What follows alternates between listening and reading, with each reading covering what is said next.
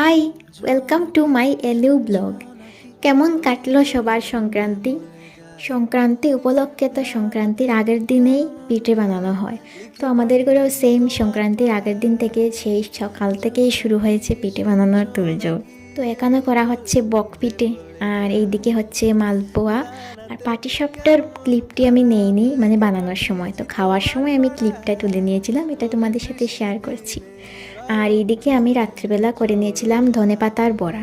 তো ধনেপাতার বড়া করবার জন্য আমি ভালোভাবে প্রথম ধনেপাতাগুলোকে বেছে নিয়ে তারপর ধুয়ে নিলাম। তারপর কড়াই গরম করে কড়াইতে তেল দিয়ে নিলাম।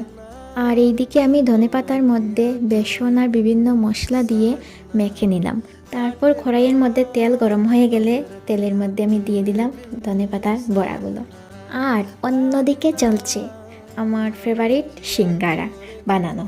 তো এইখানে হচ্ছে সিঙ্গারা আর কাটা নিমকি বানানো হচ্ছিল। আর এইখানে তো সিঙ্গারা ভাজা চলছে, তো আমিও একটু ভেজে নিলাম আর সঙ্গে একটু ভিডিও করে নিয়েছিলাম। তো এইদিকে আমার সিঙ্গারা ভাজা করতে করতে আর ভিডিও করতে করতে আমার অন্যদিকে হয়ে গেছে ধনেপাতার বড়া।